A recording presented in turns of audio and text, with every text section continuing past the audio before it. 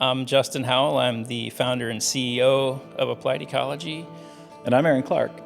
I'm your first guest. Subject matter expert, a SME in ecology and reconnecting the human to the natural landscape, to Mother Earth. The purpose of the podcast is to add a whole bunch of layers to the work we do that wouldn't normally be added.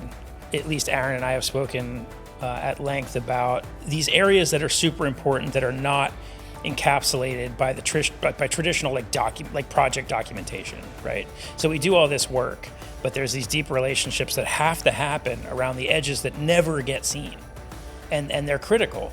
So we always want to forget. I feel like most of the world always wants to forget that there are people in the landscape. There are very few ecosystems that don't have people in them, manipulating them, interacting with them, extracting from them, giving back to them. And so in recent years, with the success of Applied Ecology, we finally have resources to be able to start to tell those stories, the stories of the relationships of the people building out this ecology project locally. I'm Justin Howell. I'm the founder and CEO of Applied Ecology. We are a local, for-profit ecological restoration company working sort of regionally in the Puget Sound envelope, but recently more and more outside of that too. So our mission is really to improve the condition of as many acres of land as we can in this lifetime by whatever metric. All the metrics. All the metrics. And I'm Aaron Clark. I'm your first guest.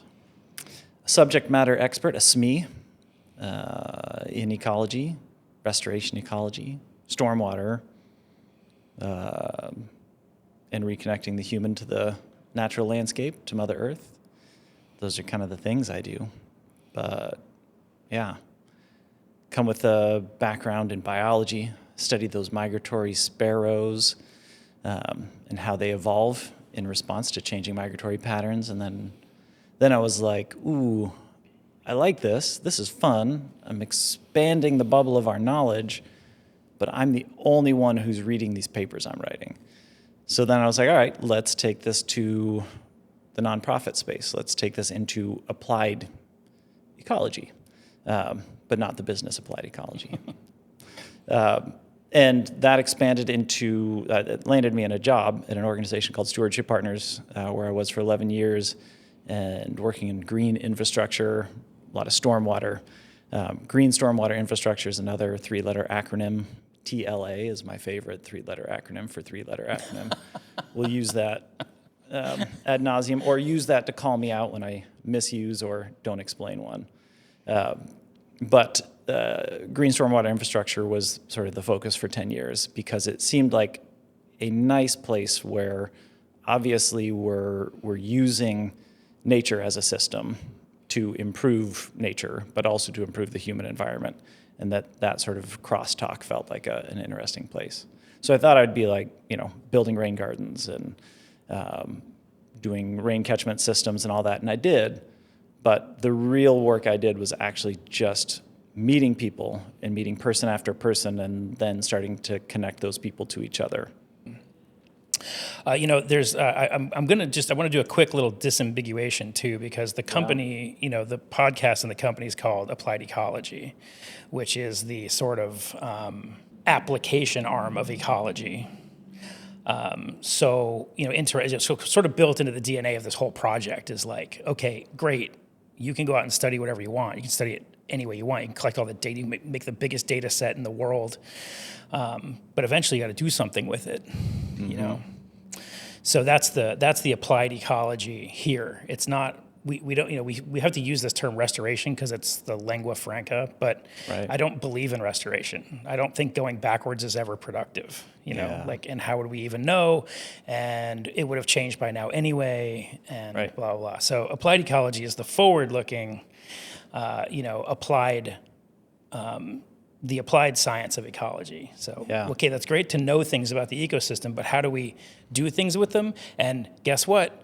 People are the ones that have to do things. Yeah. So, and they always have been, just right. Like any other organism is doing things to manipulate the environment. And that manipulation is a relationship, right? So anyway, that's the disambiguation there. There's applied ecology, the company, and then there's the applied ecology, the discipline. And we're probably going to say those things several times. But when we're saying applied ecology in the podcast, we're not talking about the company, unless I'm specifically talking about the company. The purpose of the podcast is to add a whole bunch of layers to the work we do that wouldn't normally be added.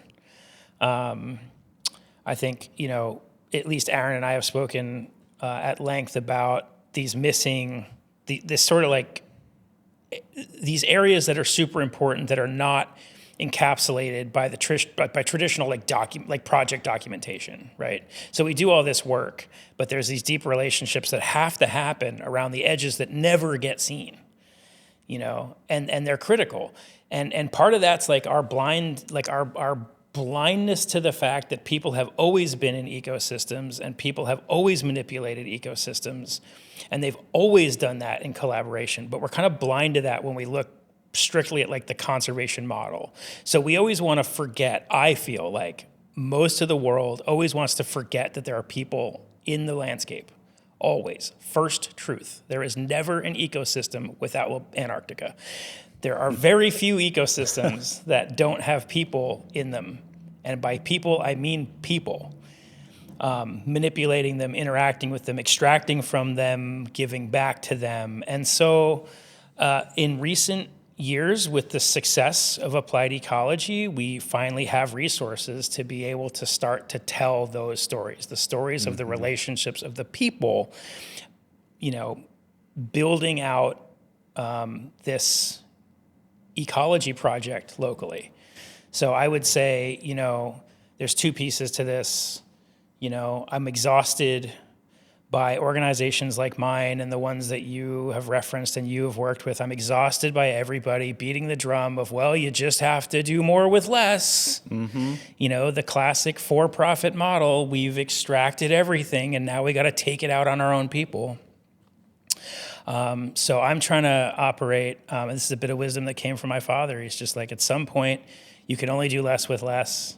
And so I've really tried to pivot out my philosophy with my business and with my relationships to anybody who wants to work with us. I really want to start from the touch point of let's do more with more. And I don't always know what that means. Maybe it's just more investment, more political capital, more creativity, more investment in the relationship. It doesn't always have to be money, Right. Would be great if we could do more with more money too. Right. And I'll steer away from why I think like a for-profit model does more with money. You know what I mean? But in essence, there's probably a dovetail there too. Like I like the model that we operate out of because I think you actually can do more with more better with a for-profit model. Anyway, yeah, I'll leave it there. Well, Justin, I feel like part of what you're saying too is that we want to do more with more people. Right.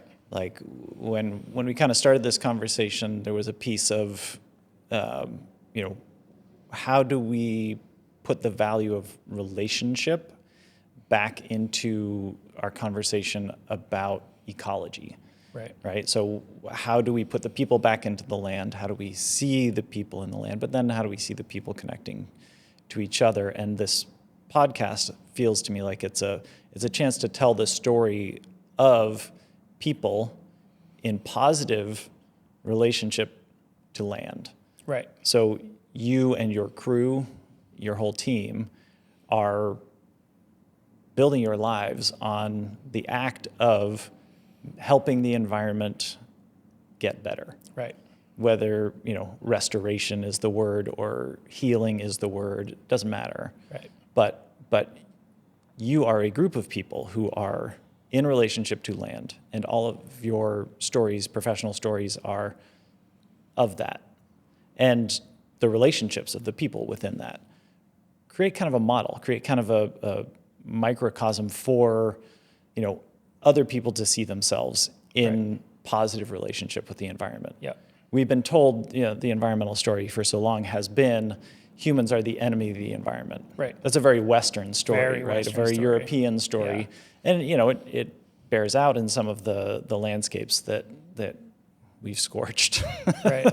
But there are different stories. Yeah. And, you know, whether it's indigenous cultures that have been in relationship to land and nature for tens of thousands of years, since time immemorial, those stories, you know, have been largely silenced. Right. And For sure. they have not effectively permeated our dominant culture, Western culture, whatever. But there are people, and you're one of them, certainly, who's out there doing that, who is in relationship with the earth. Yeah, and I do talk about this often. You know, people ask me what I do, and sometimes I get exhausted by trying to explain it. Yeah. Right. So sometimes just very flippantly, I'll be like, I'm a farmer. Yeah. You know, and people are like, "Well, I thought you were a landscaper," or like, Yeah. "I thought you were like, don't you own a landscaping company?" I'm like, "Definitely not. I'm a farmer." And people are like, "Huh?" Like ecosystems or ecology, and I'm like, "Look, you know, we go out there and we try to understand this very complex system, and then we are at the mercy of phenology.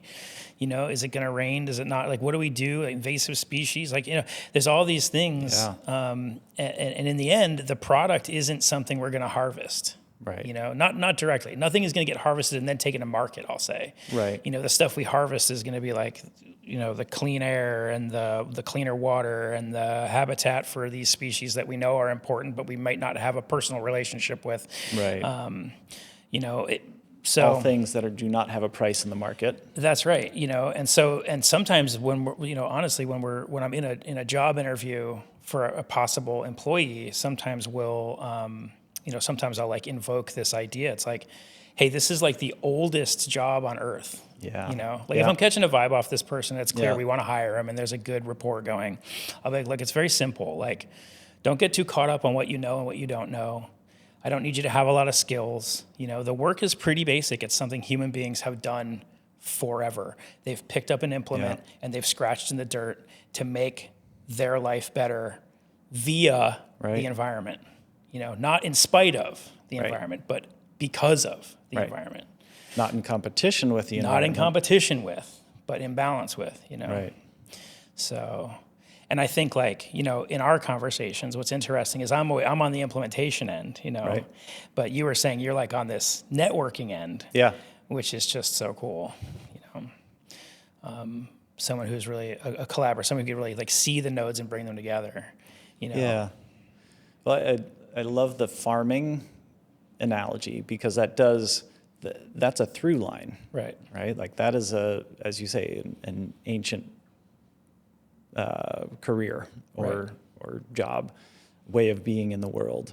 And, you know, we oftentimes do not, especially like in urban centers like Seattle, we don't think about farmers as environmental stewards.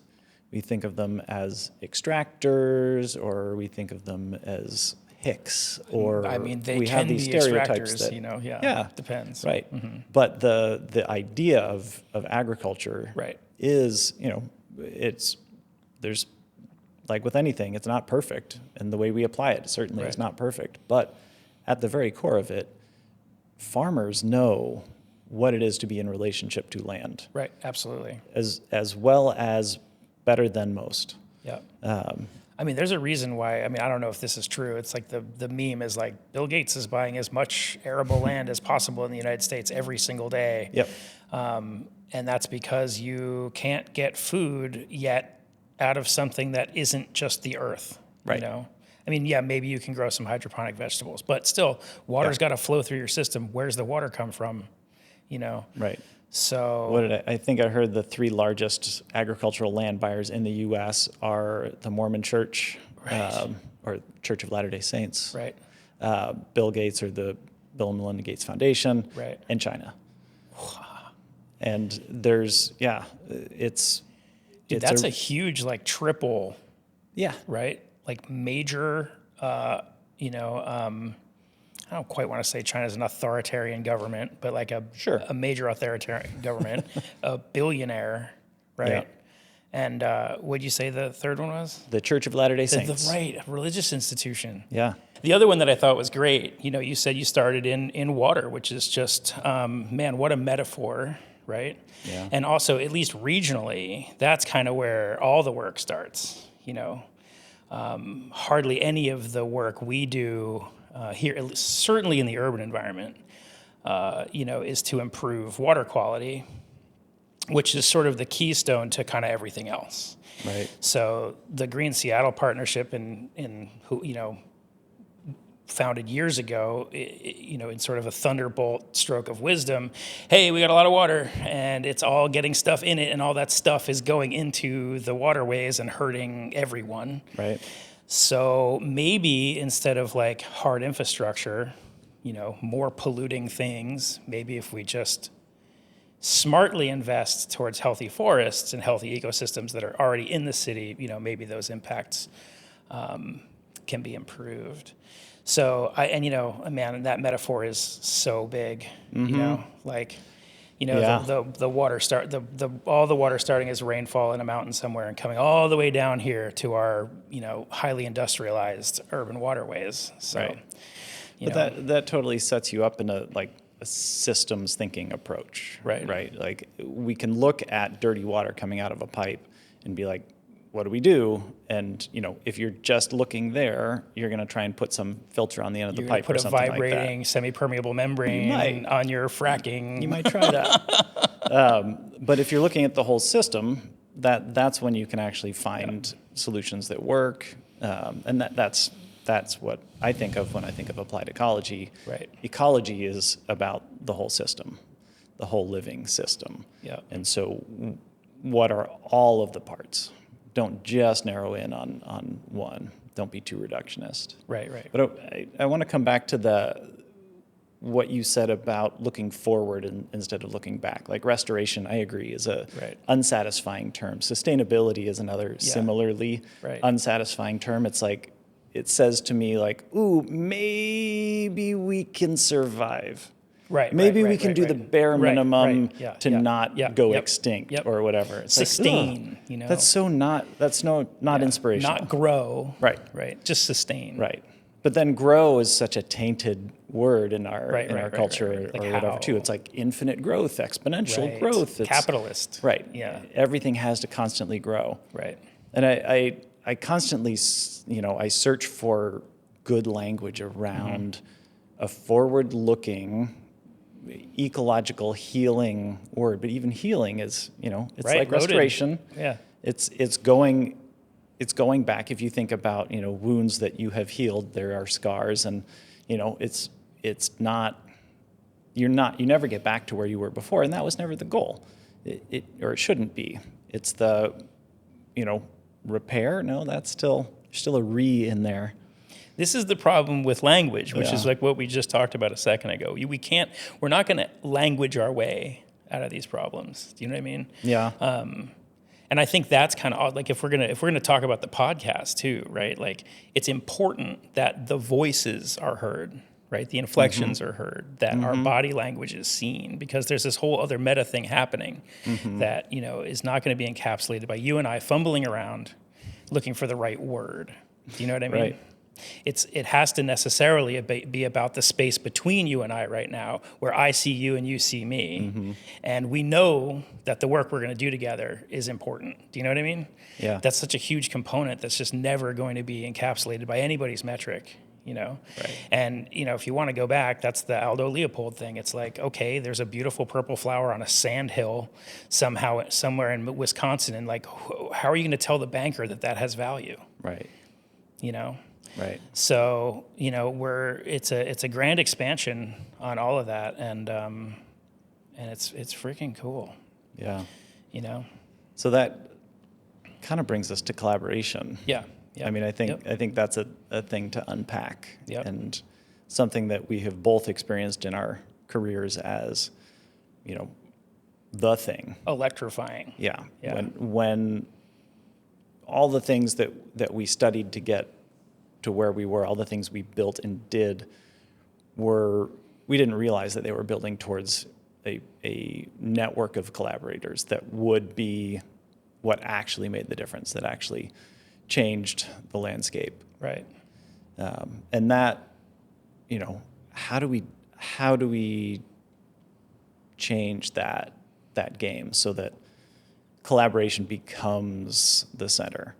How do we make, me coming from the nonprofit sector, you coming from the for-profit sector, but both working in this restoration ecology space, trying to, undo some of the hubris of urban development where we paved over all these things that were actually living systems that supported the clean water that we needed to live, right? Like how do we now move to the part where we say, okay, yes, that ecosystem needs to be repaired, needs to be returned, needs to be moved forward.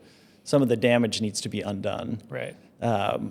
And in order to do that, we need to figure out how these different siloed sectors or groups or industries are going to work together, collaborate with each other. How's government going to talk to, philanthropy? How is nonprofit going to talk to for-profit? How are the universities going to talk to anybody but themselves?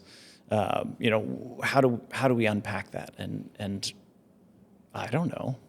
I don't know either. I mean, I don't know. We were joking around, right? We were just joking around, like we're in a beautiful space right here, and I was like, maybe we need one of these. Like maybe we need to find a way to just like have our own space. And it was we were kind of joking because it's like, well, we need a green room for these podcasts, or like, what did you say? Client management, but like maybe we do just need a space where people can just like hang out, right? And vibe and just like have cool thoughts. Like maybe, what was happening kind of like with the psychedelic revolution of the 1960s, people sitting in coffee spaces and loft apartments in South Manhattan, talking about how we were going to like take this big psychedelic adventure, or this big like spiritual psychological adventure together. Like maybe we need to cultivate a space where people can start doing that, with the land. I don't know what that means, but I think that's part of like my adventure. It's just like, where are we going to find, who are the people there? Like,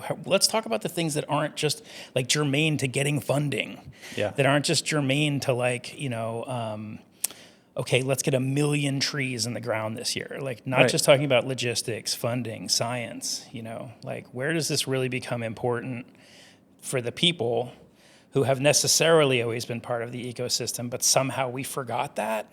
You know? That's the relationships. Yeah, exactly. Yeah, and bringing people together, like that was one of the most gratifying things I got to do in the nonprofit space, was to be a convener. And we set up a summit that was very intentionally cross-sector. We made the joke that we were connecting the dots because we were bringing the .coms, the .orgs, the .govs, the .edus together. All those different siloed sectors that don't often collaborate across very well. And it was amazing.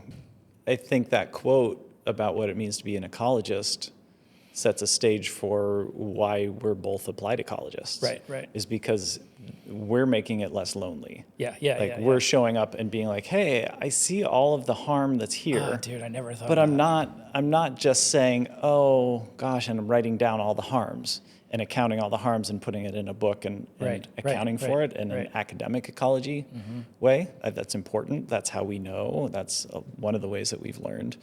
But we're applying that ecological understanding to go out and, again, I'm coming back to language barriers heal, right. to regrow that connection to the place. But I can't do it. Like I actually always visualized myself throughout like my teens and 20s as like a very solitary person. And I literally did go out and do field work in old growth forests by myself for days on end, just collecting samples, counting frogs, counting, newts and salamanders. And I thought that was, it was this sort of monastic life that I was being drawn to. And I got really lonely, like Leopold said. But that didn't end. That was the beginning of the journey for me. The beginning of saying, okay, what I need are other people, and there's lots of other people who see the world that way, who can see those other wounds, and that builds a solidarity. It's true. And once you have that solidarity, you build power, and the power to move forward. and the power to grow, the power to heal, whatever those positive words are around being in relationship with the environment. Everybody thinks environmentalists are sad, depressed people. Yeah, and not true. Well, not for me. Well, they're not totally wrong. Not for me. Yeah. There are definitely some sad, depressed environmentalists. Yeah. And I mean, you talk about climate, you talk about any of these big environmental existential problems, and there is so much data, and you see so much decline or things going the wrong direction. But then, go talk to a gardener or, somebody who's in a gardening club, and they get together and they talk about the plants that they plant and the soil that they built and the compost that they use to fertilize it, and all of these like truly restorative or, healthful healing activities. And they're not depressed. They might talk about their aching hands and backs and knees, but they love being together. They love the connection that it provides. I mean, we were just talking about this. It's like, I think, the zeitgeist right now is to sort of like type furiously into your phone. If there's a problem, just type furiously into your phone about it. Yeah. And I think really what's interesting in this field is it's a whole bunch of people who are decidedly not typing into their phone about it. I feel no impulse to shout off the rooftops that, salmon populations are crashing and therefore we're going to lose the whales in Puget Sound.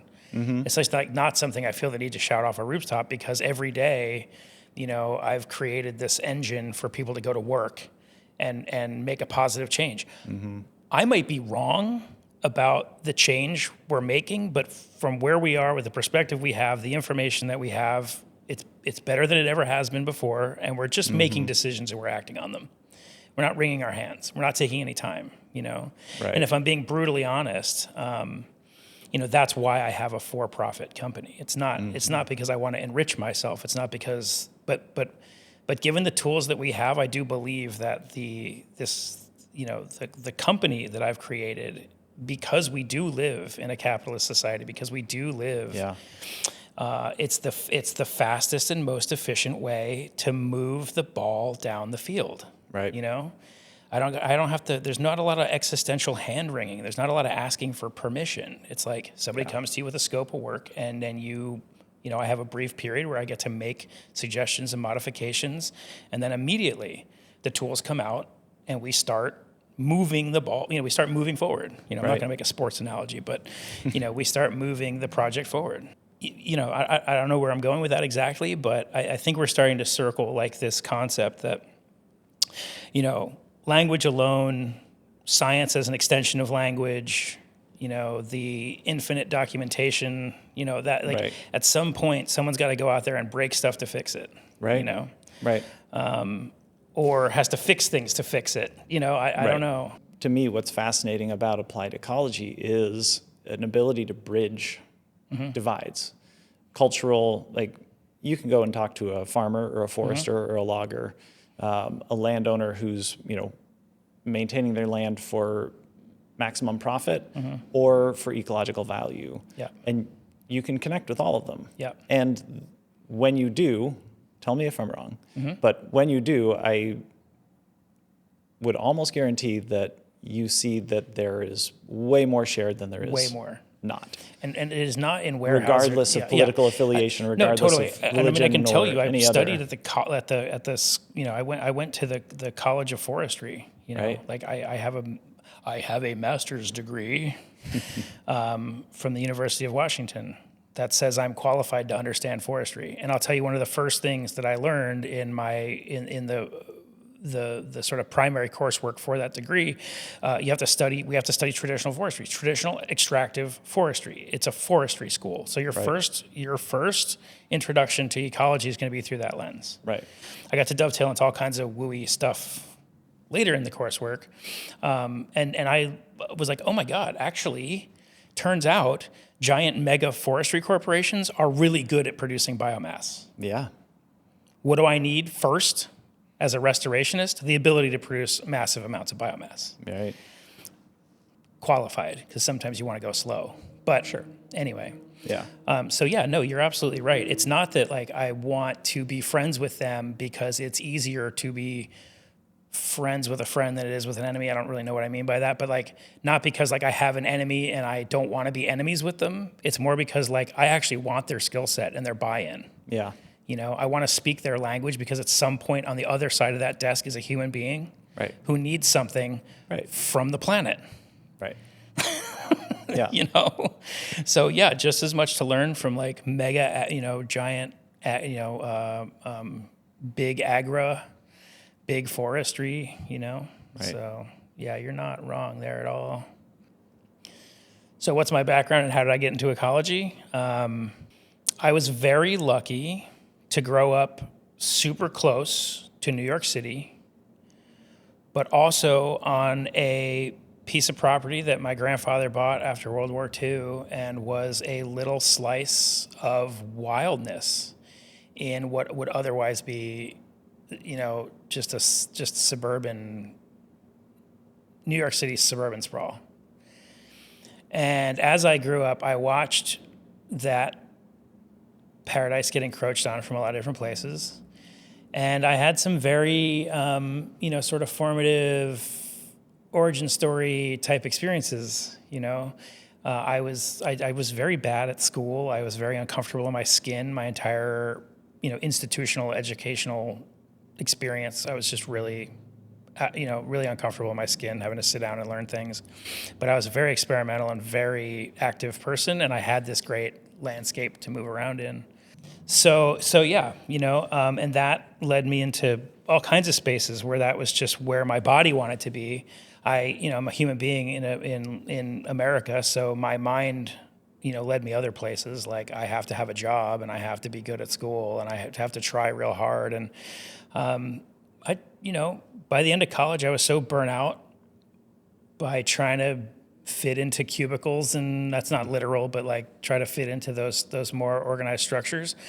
That I kind of went wild for a little while. I moved out west. I just, put everything down. All my ambitions of maybe having a career in this or that just went away, and I just moved out west and started skiing and jumping off mountains, and developed a great community of people who wanted to do the same, and we didn't care so much about if we were ever going to be wealthy or successful in our parents' eyes.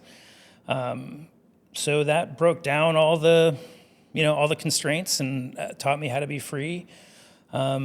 And ultimately, you still need to work. You got to pay the bills. And so I got a job locally here doing ecological restoration with a local org. And when I did that, the top of my head came off. It was fascinating to me. Pick up construction jobs here or work for this contractor or that contractor to pay the bills.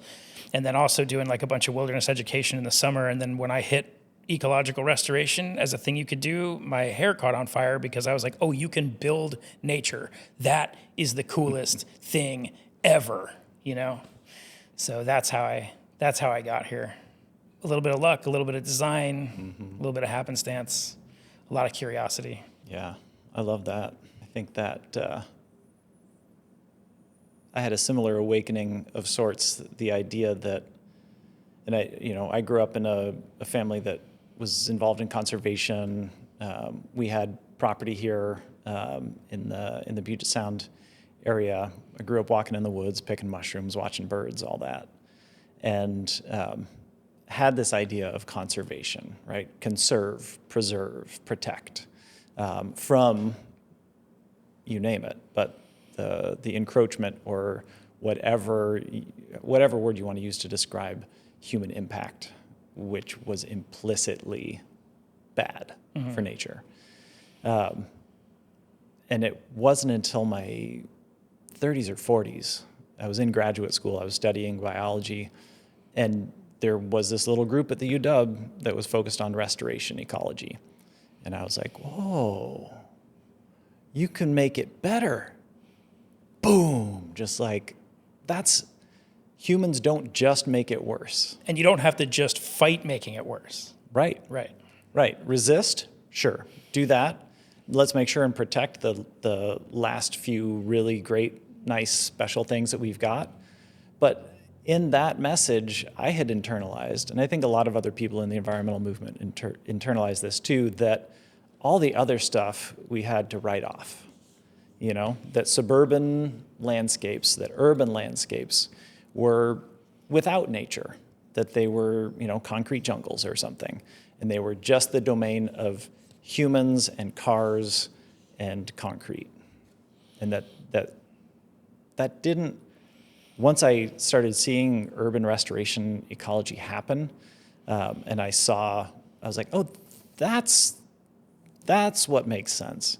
Because even, you know, Seattle's not the most urban landscape, but even New York City, you know, whether it's Central Park or a single street tree, there is so much ecology happening there, even in the little bits that exist. There's some great, I think it's Chris Schell, is a former UW Tacoma biologist. He's now got a National Geographic show on urban ecology and urban wildlife. But like, when I saw his work, I was like, yes, that is also like part of this. Oh, there is something to work with here. We don't need to write anything off. Right. We can actually protect a tree here. We can grow a bunch of new trees here. You can turn your single family lot into a small forest if you want to. We can make it better. And that, you know, tied into, I was never a Boy Scout, but I was a Cub Scout.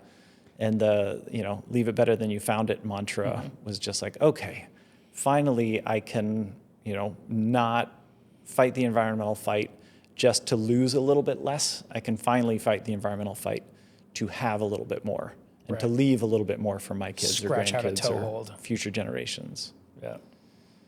So I love that that's, I think that to me is what this podcast can be about.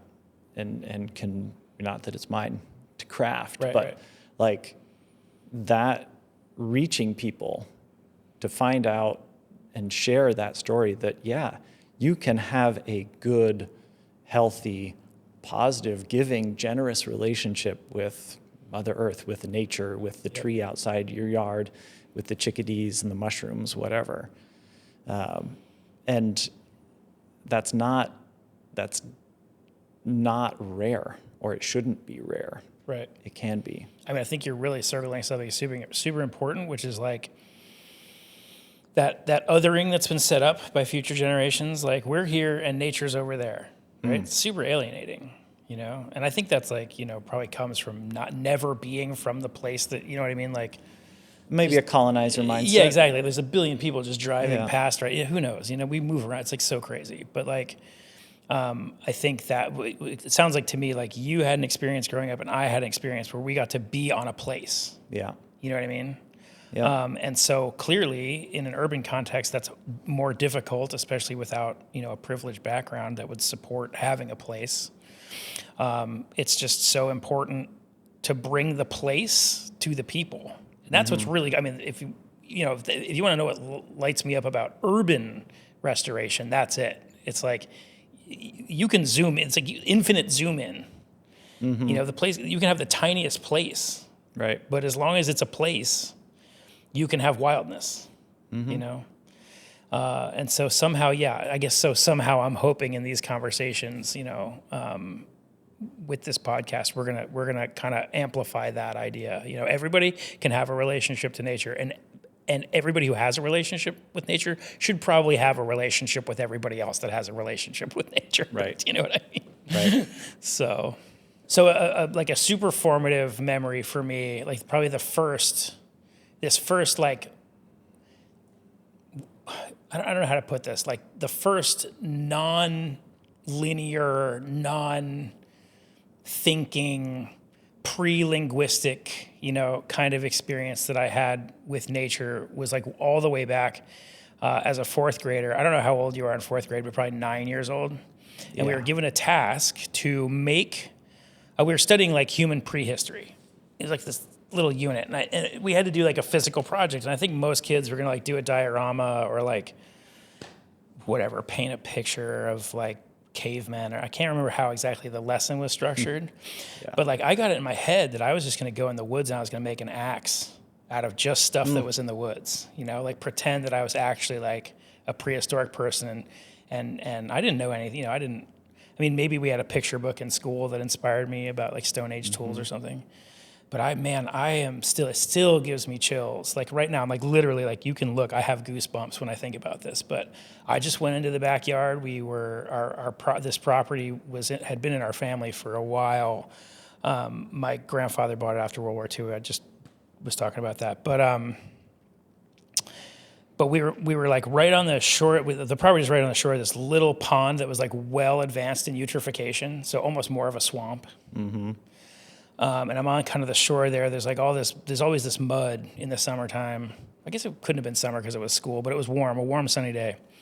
And I remember like as a fourth grader, just, kind of rummaging around and finding these basalt stones that were roughly in the shape of an axe, and then taking another one and kind of trying to break them and shape them. And there was some failures there, but then I finally got one that actually looked like an axe head. And then I used that stone to cut down a sapling. And then I used that stone to split the sapling. And then I used, back east, we have this plant called bittersweet, which just climbs everywhere. It's this vine. And I used bittersweet vines to bind the axe head to a haft. And this is the part that gives me chills. And I had gone down, I had taken most of my clothes off. It was like hot, I can still feel like the sun rays coming through the plants as they were like, as the sun was like baking and cracking the mud that I had like wiped all over myself. You know what I mean? And I can the part that gives me the chills though is I remember the feeling of having no words in my head the entire time. And I think I can honestly say, I'm getting tears in my eyes. I can honestly say, I have been chasing that high, since then. Yeah. Whenever I'm outside, whenever I can get close to this stuff, really close, I stop trying to justify my existence with words. Mm-hmm. And I think it's that basic. It's true yesterday when I'm running around the peninsula with a chainsaw in my hand, and it's true when I'm going on a site visit with, the public-private agents of local restoration.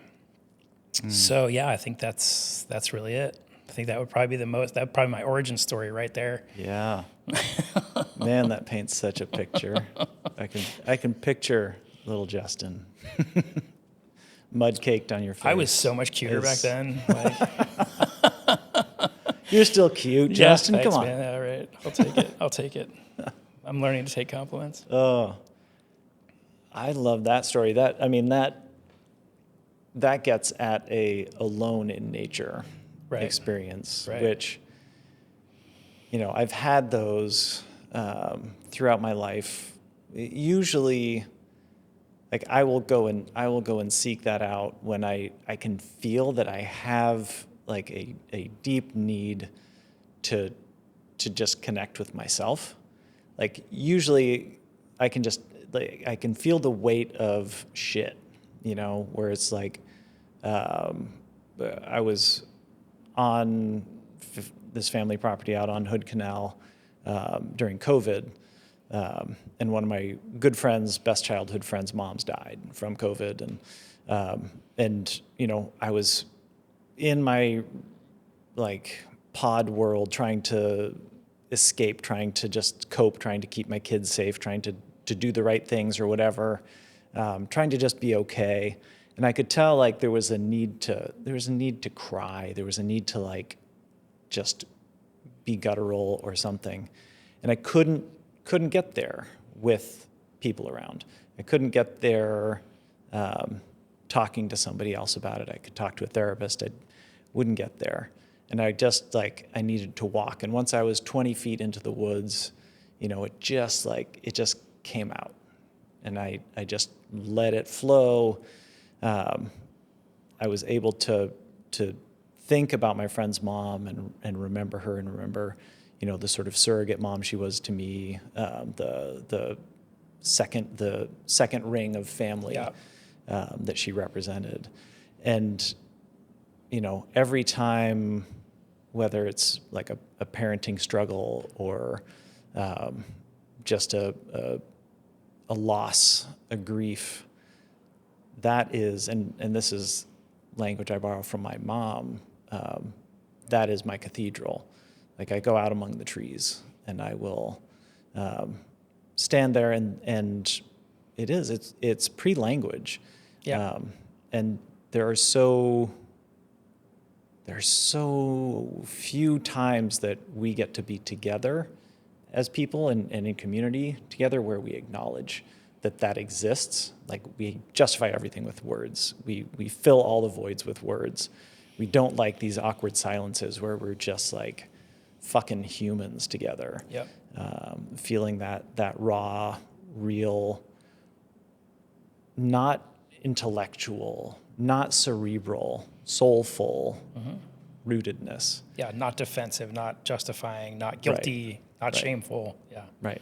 There's no YouTube channel that can do that. That's very true. Maybe there's a podcast. No. There is Just now. kidding. All right, dude. That'll work. Woo! And that's a wrap. So that's what it's like to make a podcast. I guess so. I've never done it. Yeah, We'll now. find out. Yeah.